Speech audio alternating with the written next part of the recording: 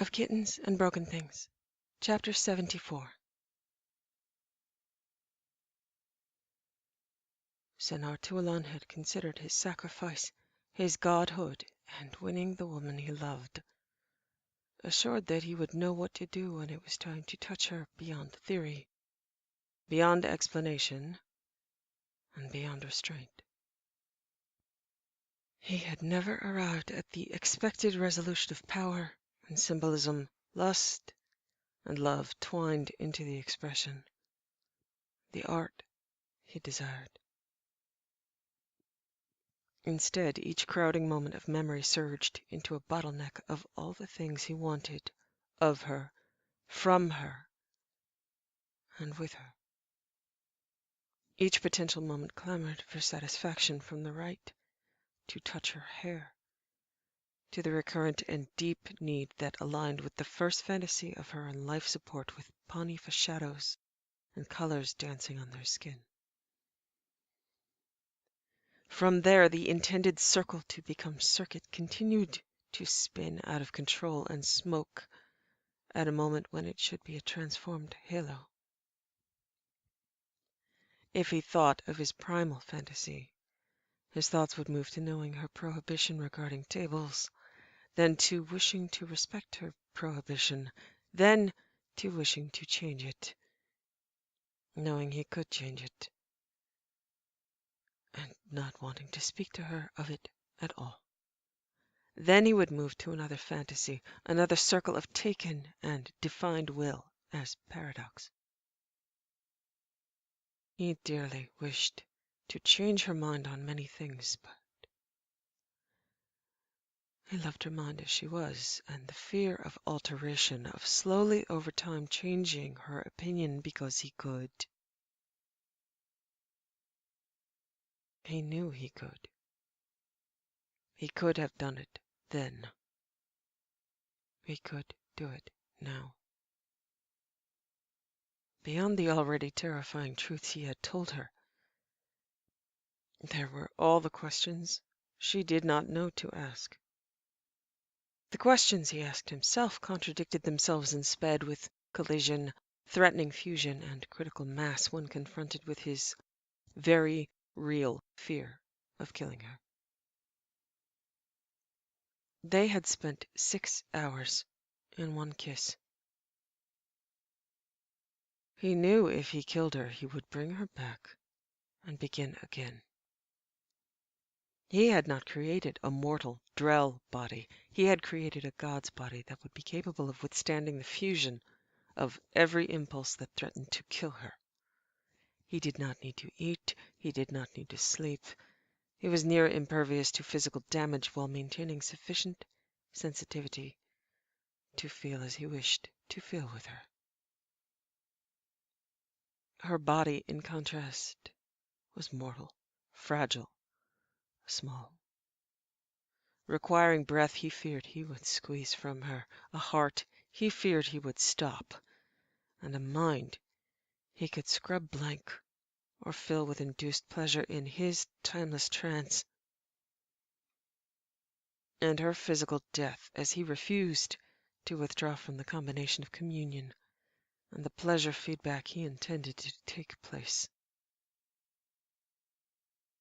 Then he feared her immortality for the same reasons, that he could be holding a shell that had died as he indulged in his bliss, or a shell of a woman who could not die, could not protest, had become a permanent fetish to his obsession. He loved her, yes, but he was obsessed with her. And that did not change with power over her. It deepened with the sharp edges of what he knew he could do sinking in with new inspiration, new realization.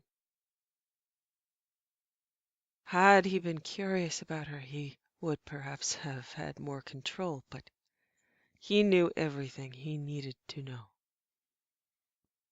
He had told her the truth. He was not jealous of Garrus and Kara, though he was aware of each moment she had spent with the man, each reverie-saturated whisper, each of her reinforcing and exclusive thoughts that bound her closer to her bondmate. He was not jealous because that was the capacity she had for her life with him. She had intended to give herself completely to him, and she had. Her doubts only swam in the dark pool of not being good enough for him. She hadn't demanded to be returned as the original Kara to Garrus, hadn't truly intended to run. Bravery, acceptance, and surrender as complete as he could want. He wanted to demonstrate there was no limit to her surrender or his, immediately and with every second. However, his surrender had the barbed edge of knowing nothing he had done while he was alive would have swayed her. Nothing he could have done while Garrus was alive would have swayed her. Regardless of how much she had potentially wanted him, potentially loved him, she would not have broken. Now he could not only sway her, he could bend and break her, and he was not certain that he could resist the force of the related frustrations that would come streaming out, along with everything else, desiring release, love twined with obsession, twined with lust. Inextricable. There was no more mission, no more Garrus, no more distraction, no more resistance from her, and he perhaps would not be satisfied until he had her begging. And then he would discover he lacked satisfaction again until she was on her knees. He had spent too much of his time on his. Sex would have always been different, distinct, incomparable to the Taurian, and now it would be even more so with the control he had over her. He knew how to not remind her of reverie. There were so many shades of bliss that did not match that Taurian specialty, and he could produce them all. He would. There was the shade of competition, the need to prove to her that her life would, in fact, be better with him in every way. His need to prove it to himself, wondering if instead between them would be her imagining the shade of Erica superior to her, him knowing every moment she missed Garrus. The iron restraint that he had exerted was slipping away, and he feared its release.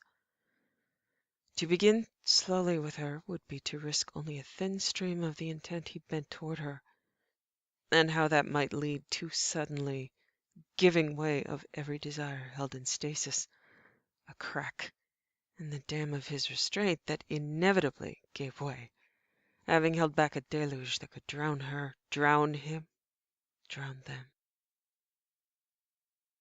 He wanted his fantasies, every single one of them. He wanted her pressed by his body down to the table, pressed with his body against a wall. As a god of control, his was slipping. He could feel it threaten to dissolve, give way, eat through. He felt it threaten to release the demands of what he wanted. What he wanted, right now, would kill her. This was a woman accustomed to losing consciousness routinely, so that held not as much allure. It would not drive her to pass out, that being one of the hallmarks of reverie. He would drive her to be unaware of continuum bliss lasting 6 hours, however, it seemed, as it passed in a blink for her. He considered other patient paths, and they all ended in the same place, potentially, with him absolutely unwilling to pull himself physically from her. whatever the position or impulse that was granted freedom first. The most dangerous path he could conceive would be to give in to the temptation to withdraw from her, until her anxiety and anticipation forced her to express her own attraction. It would be potentially cruel, but satisfying, to offer her love and service and deny her the lust that had been taken for granted for so long. He could address matters of galactic import as confused sea-green eyes blinked and set to that task. It would appear solicitous and generous, but would be none of those things. If he told her he would wait until she came to him, she would immediately assume he no longer desired her, for that was how her mind made sense of the world. He knew that she wanted him with gratifying, cataclysmic fervor that was tempered by the still lingering prohibition she had not been able to counter. To allow that to build to where she was the one that turned her eyes to his and took or begged. He would kill her. He would forget she needed food, air, sleep, water. If she incited further loss of control with her potential for giving everything she had. But this would be the only opportunity to enact that fantasy, unless he made her forget, or killed her and brought her back and did it over and over. He fortunately did recoil at that concept. He did not truly want that to become real.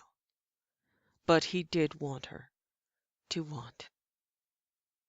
There were many moments of contrast between their first moment of seeing each other that he could draw up side by side, and they were not equal in measure. They were often like the moment where she had woken him in the middle of the night, informed him softly that his son had been rescued by the bondmate she had never publicly claimed. The bondmate that could not claim her. The power of Siha and the casual negligence of her inexplicable inability to see that the man before her needed her, wanted her until the result was pain and retreating below the sand, with her ultimately seeming indifferent to his choice to stay or go, as she granted him free will and pointed him toward every exit as preferable to her continued company and burden. She had urged him to go several times, had tried to rid herself of him as a temptation and as a voluntary slave disguising the ultimate trap he was. She desired his free will, and he placed his will in her hands. If she would not speak her will, he would find it, he would serve it, and she would know. Sickeningly, it was not that she was indifferent, but always the sense that he knew best what his own destiny should be, and that she believed with unshakable faith that he would be best off without her. He had a lingering distaste for free will on that basis. Love was not about what one person wanted. This he knew. That was where he had failed Erica, permitting no mingling of wills, keeping her on her path and he on his, never choosing shared steps. In some ways, he could not afford to allow Kara to speak, could not allow her to move, had to restrain her as much as he needed to restrain himself. That, of course, led to leaving her mind and body blank as canvas and painting what he wished. Garrus had understood immediately. Creepy god voyeurism. The power he had over her had been, and is, far beyond your suspicions, Garrus. Beyond hers. Beyond mine. He could not begin now, not here, not in sand. He would meet her in sand, as he wished, as her Manipar, as her promised. He could not risk the grit on her delicate and pale skin, a reminder that even light touch, if extended too long, too far, was potentially injurious or fatal. Perhaps it was fitting that she considered him at times to be a child playing with god toys. It could permit him to consider her to be a child playing with God. Devotion, playing with the anger of a Manipar denied by offering again an exit, a free will, despite promises made that their combined wills would belong to each other. He would be infuriated if she offered him his freedom yet again in the guise of his own good. I offered you the prerogatives of a goddess, but in truth, Dwalatem, I do not wish for you to ask to have that promise fulfilled. I want you weak. I want you small.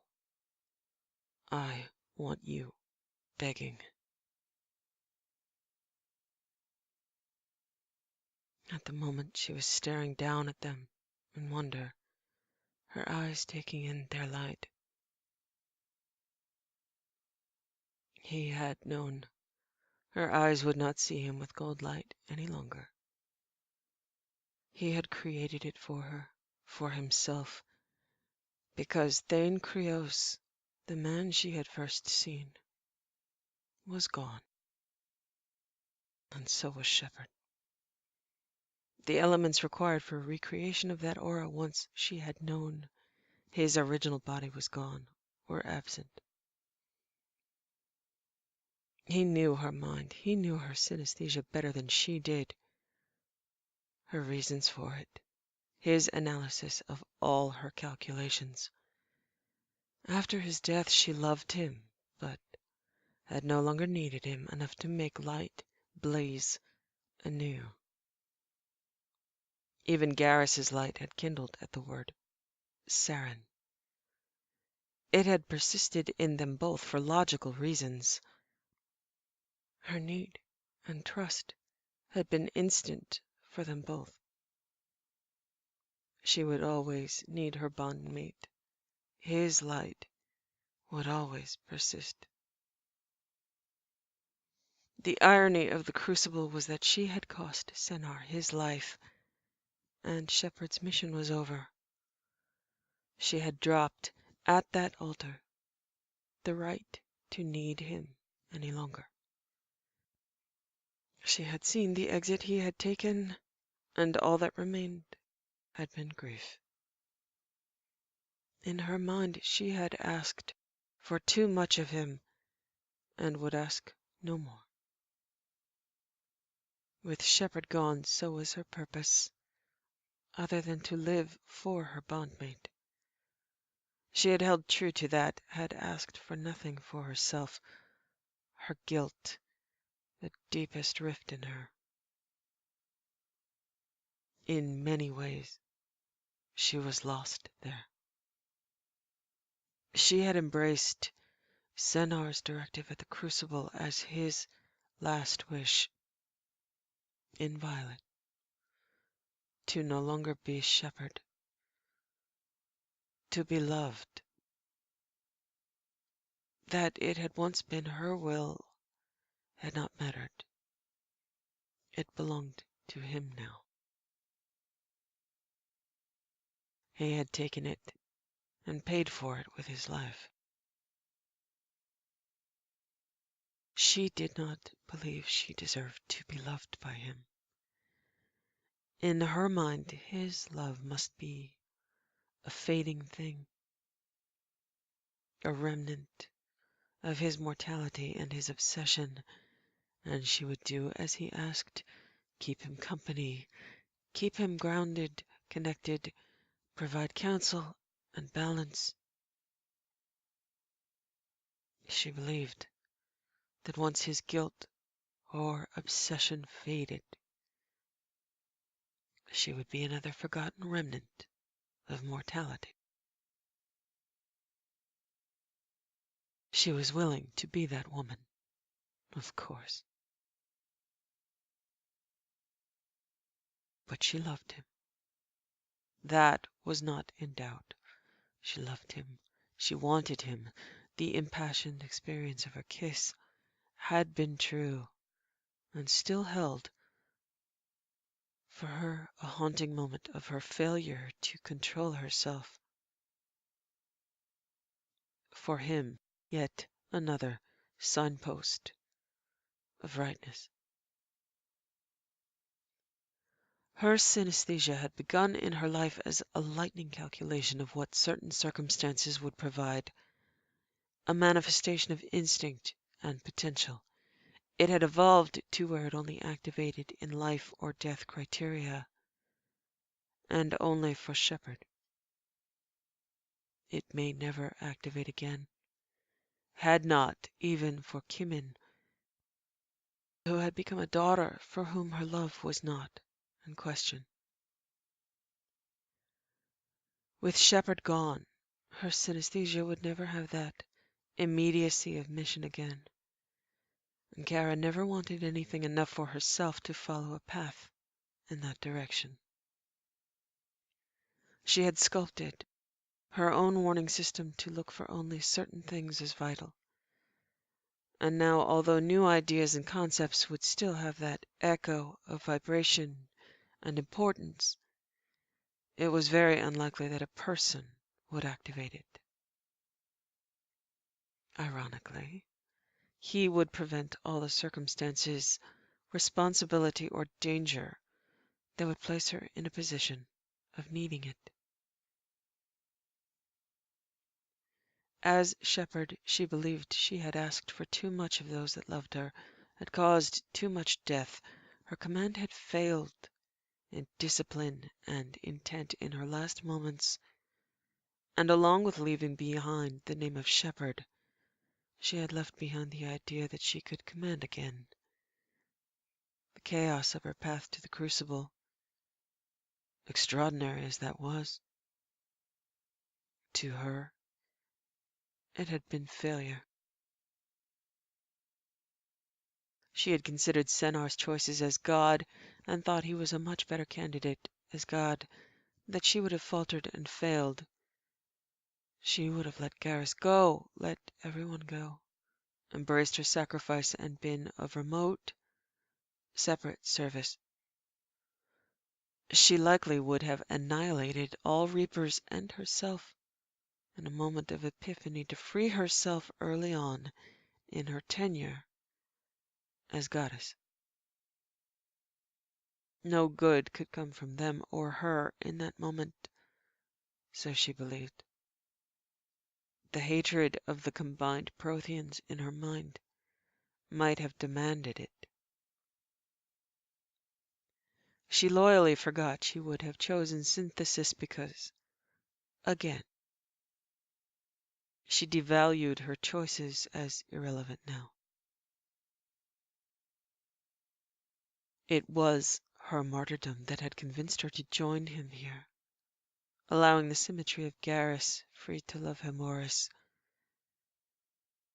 But she did not consider herself worthy of love.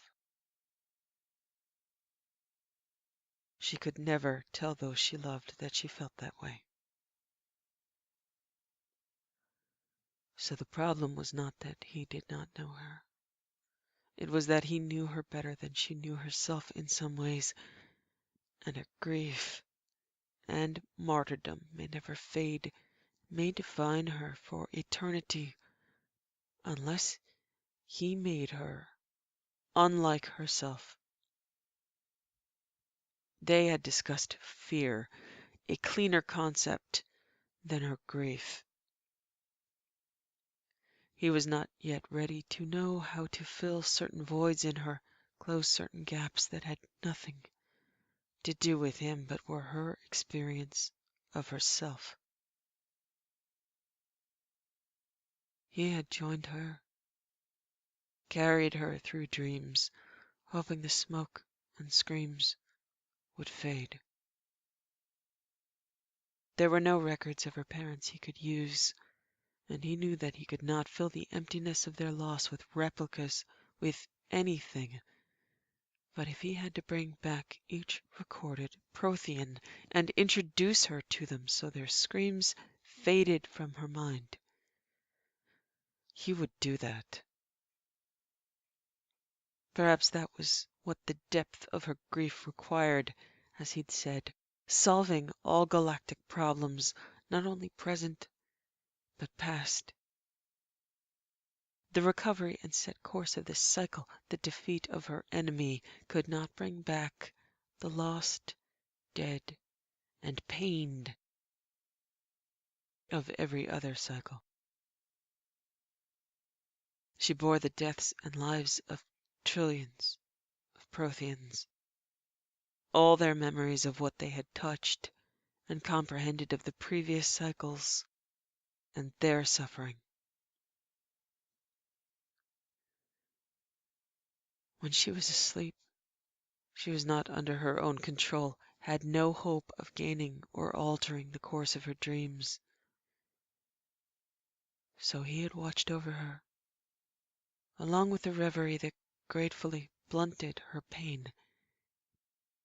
He, with Garrus in that way, comforted her, guided her through. He did not appear in her dreams as himself, but as the voice that called her away, calmed her, gave her choices she would not grant to herself. He had learned, as Liara had, that calling her from her own suffering was easy. Calling her from the suffering of another was near impossible. Abandoning the duplicate Kara to those dreams was something he wished to disclose, to apologize for, but he could not. He had to trust that time and her bondmate would somehow ease that deepened and darkened rift in her that drew her attention in moments she never expressed.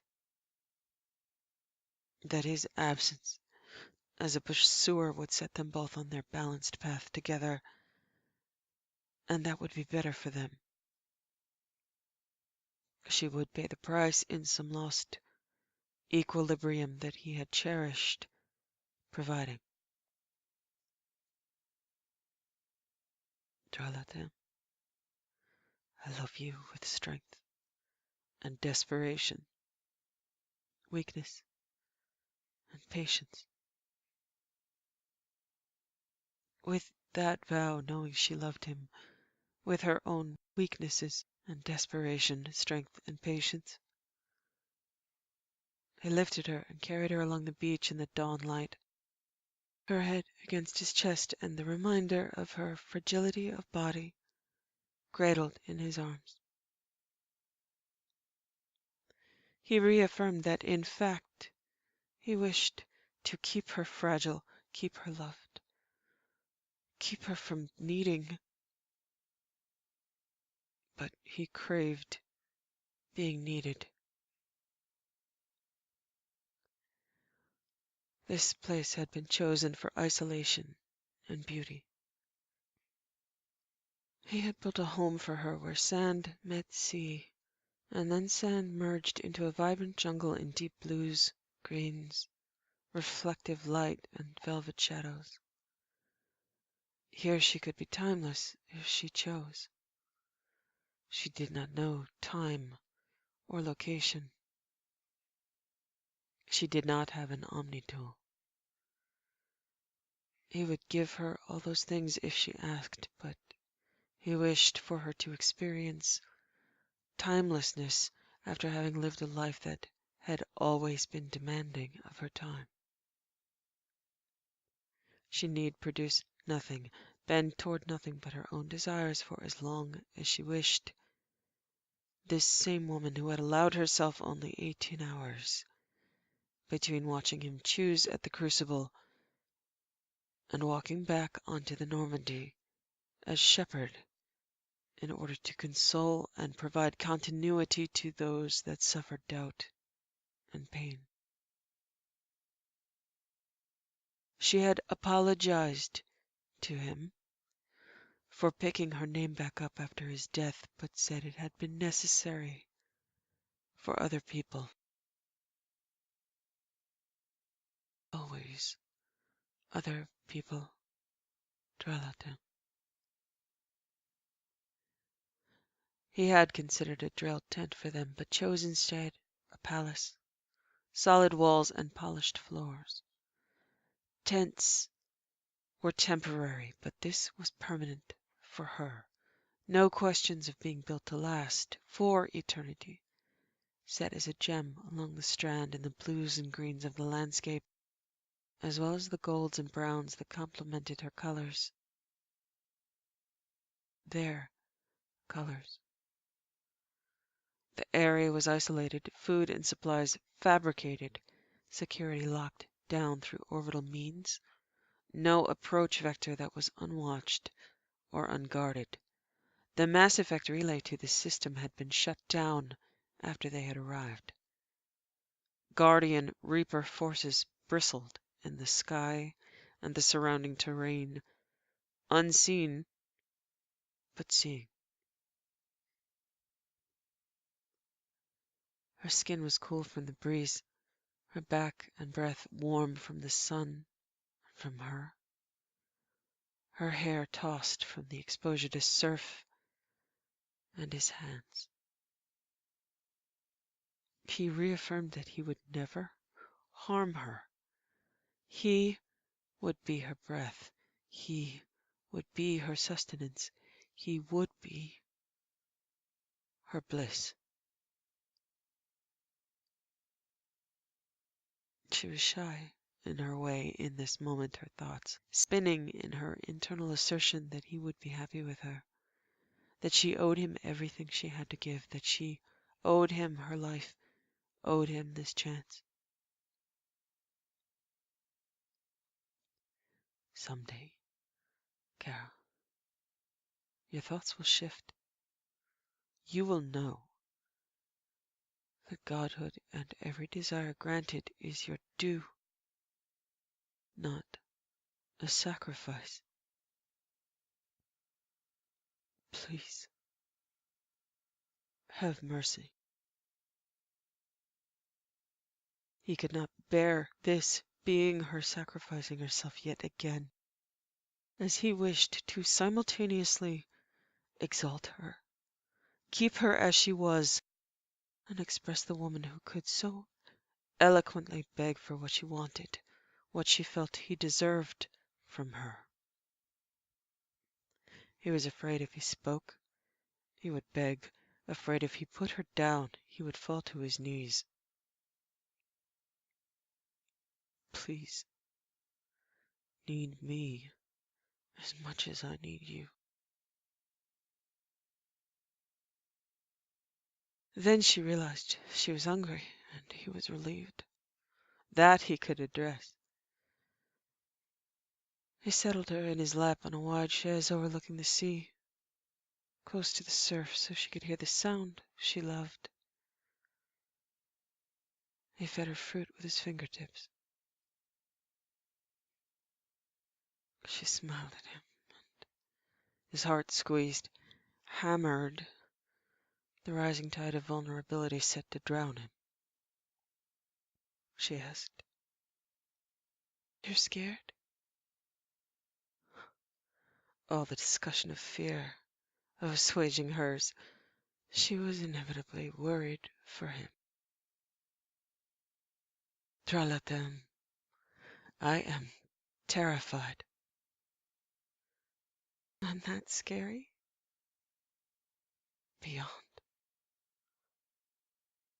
Senor, don't be afraid. What if I hurt you? To whom do you appeal if I harm you? To whom do you appeal, considering you're afraid of me? Here's a pun. You appeal to me. That kiss lasted 6 hours, Charlotte. I could have remained there forever. Yet, only 6 hours. Wasn't that great of a kiss, after all? Is this about you hurting Garrus's fist? Partly. I do not wish to harm you through my thoughtless bliss. Do you need me to be invincible, like you? I do not know. I want too many things at once. What do you want? You have never been able to ask me that question and have the answer be something I could truly have. I am not certain I could ask for one thing without its opposite immediately asserting itself. I couldn't ask you that question until now. Times change. But perhaps I do not. Perhaps I don't want you to change. You know I love you, don't you? And if I harm you, you'll just bring me back, right? We were going to make mistakes together. One of them might be cardiac arrest. I do not wish for you to die. You got a dungeon here. Do I what? Have a dungeon installed underneath these sapphire floors and streaming gold light. Somewhere dark and dank, just one cell, 2 chains on the wall, flickering torches, that sort of thing. No, I did not consider that a requirement. Do you believe I need one? Or are you asking for yourself? I would make a terrible dominatrix. The back of my neck and a particular spot on my throat, as well as my own oft-denied will, know that to be untrue. Well, that was business. Aren't we supposed to be talking pleasure? You were the one to say dungeon. Okay. Is this my first time here? Or have you killed me a bunch of times already and you're this nervous because you're hoping you don't do it again? Or is this just a let's get on with it anticipation of watching me die again? This is your first time here, Charlotte. You know that part where I think you're a delinquent child? Of course. Wanna be one right now? What? Problems have solutions, silly. Set a subroutine to be aware of my heart rate, hydration, respiratory function, and blood sugar. Set alarms for parameters and time limits. If you do kill me, it's because I was blasphemous and called a god a delinquent, silly child and provoked him with the idea of a dungeon. Not a god. Your god. My god. Who appeals to me. And if I want you weak, I want you willing. I want you vulnerable. Then you're in luck. Do you think I came here because I thought we'd politely play Panifa for eternity? Do you think that if you asked that of me that I would not grant it? You would, but you could have visited and done that. You've gone to a lot of trouble otherwise for the required privacy. If we talked galactic politics and played Panifa exclusively, you would be a deeply frustrated god. I am that now. Can you imagine that for a moment I would not know that? I used you. We have issues. I'm angry. You're angry. And I want you until it hurts. I could never show that it hurt. I lied to you. I violated your trust. I stole your privacy. I showed that it hurt constantly. I forced you to undergo surgery. I endangered your life routinely. I endangered your son's life critically. I forced you to escort me to your own death. I did choose God and not civil servant, Kara. I chose lightning bolts and not press releases. And I'm here. And you believe you deserve torture and death at my hands? Don't I? From someone's hands, anyway. Yours, more than anyone's. I don't deserve it any less than I did when you said nearly died. You deserved so much better from me. Everyone deserved so much better than me. I had that information in my head for years. Years. The answer was there. And I cost how many lives? How many geth taken and then turned against each other? How could I have failed Sooth more completely? How could I have failed you more completely than the loss of your life? Kill me a few thousand times for a few millennia. Make it really hurt. One day, don't bring me back because you're tired of hearing me scream and apologize and beg for whatever. You've earned it. I've earned it. I'm here to ask you what you want. Finally, I don't know the real answer. Neither do you. I love you. I hate you. I want to be here more than anything. I want to run away. I want to die right now. I want to live forever. I want my mind blank so you can't read it. I want to think every thought thinkable.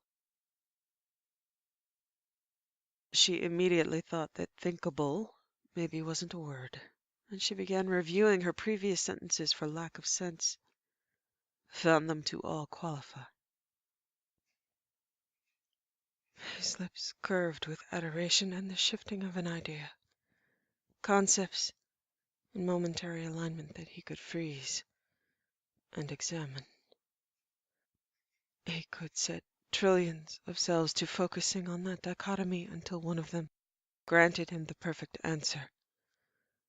But he wished to honor her inspiration and set that circuit glowing.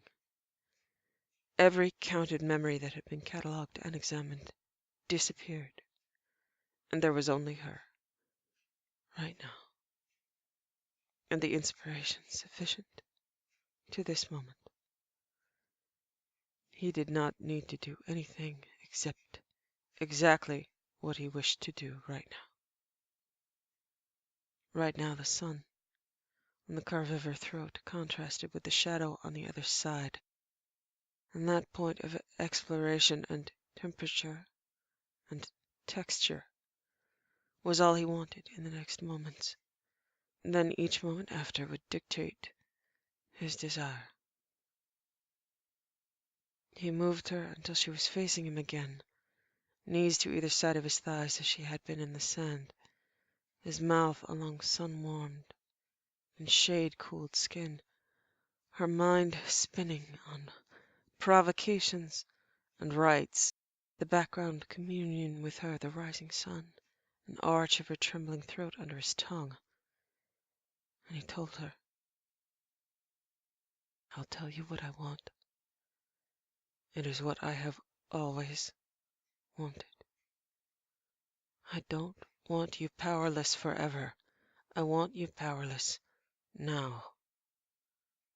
Wield your power, your words, later, and I will strip them from you again. I made this dress for you, but I want it off now. Take it off. Look at me. I want your eyes on me. Not always.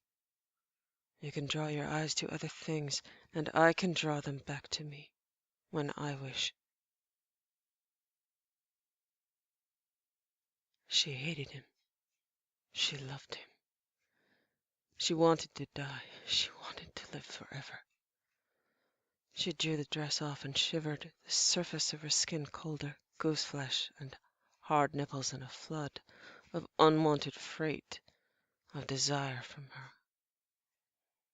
She still did not know if she would die, and was, in her own way, relieved to have it started, have her fears validated, that he would make her suffer. It felt inevitable to her, like gravity and letting go. Like the moment of the drugs flooding her veins over Alchera after she had accepted her own death, like not being able to run to her death when she wished to. She was beautiful, but he did not say so, washed over with her sense of rightness that would perhaps not come with pleasure for a while, or perhaps ever. This response closer to who she was past all of her lies and intellect. She would be afraid of this and want this, or she would not be seen. He gathered her hands behind her back and pulled down, her breasts lifting and his mouth closing on a chilled and hard nipple, warming under his tongue and tightening further under his teeth. There he stayed, the sensation of biotics that were now gold in expression, shimmering through his skin, his mouth, her hips writhing and her moan in a stuttered drag release through her tight throat. The rush of satisfaction had nothing to do with being a god and everything to do with being the man who had imagined that moan and the feel of her under his tongue. She was bent taut as a bow, his hand around her wrists, feeling the twist of her surrender and fear, pleasure and resistance in her mind, his other hand moving to stress the skin of her nipple exactly to the point of a tiny burst of pain, and then released, soothed, yet the same with his tongue and his teeth on the other. The rush of everything anticipated and feared and desired arrived in its inspiration, his mouth to her ear and his hand to between her thighs, her simultaneous wet welcome and resistance, his thumb along her clit as he told her, "So, if you are a perfect masochist, Carol, you know what you deserve is pain and neglect. Part of you wants that. Agreed to this because you deserve ugly deaths at my hands." He did not require an answer, panicked assent, and hoping that was not true of her, but knowing it was true, along with the thin, stinging wash, that he could feel what she felt, hear what she heard in her inner voice. The stab of cold as welcome as the tightening of her nipples had been, as welcome as the rhythmic clench of her as counterpoint. He built the pleasure and pain in her thin and contradictory layers on top of each other, blurring and sharp and warm. He released her hands, keeping one by the wrist and drawing it around to splay against the leather binding his cock painfully, guiding her hand to release him, to stroke fitfully and with tighter whimpers in the back of her throat, his mouth at her throat, at her breasts, bringing her to the point of near orgasm and then stopping with her gulps of breath drawn in gasps, her hand tightening around it. Her veins were venom-filled and his skin was flaring with glow and biotics. His fingers paused for the suspended moment where his mouth returned to her ear and said,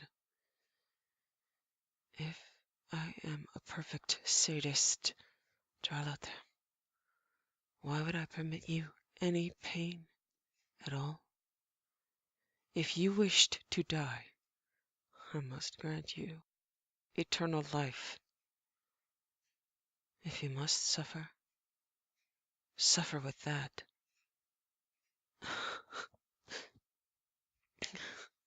"But you are hurting me." "Then I am not a perfect sadist, Kara, and you should be afraid every moment of that." They hated each other. They loved each other. It was painful for them. It was glorious. Then he was a god and a man, and she was a small and fragile woman, and it was wrong and perfect. He seized her hips in both hands, surged inside her, his biotics flaring on her clit, inside her, on her mouth, on her breasts, along her back, as his hands scratched along her skin, as she screamed. And miracles were born. He did not have to change anything about her. He was with her, entwined. He knew the answers. "You're mine, Dralate. You are never leaving my side." "Never." "You will live until the day that I decide that you may die." "Yes." "I am yours, Dralate. I am never leaving your side." She was crying, bliss and grief and salt on his tongue as he told her, "I will never die, and I will always need you."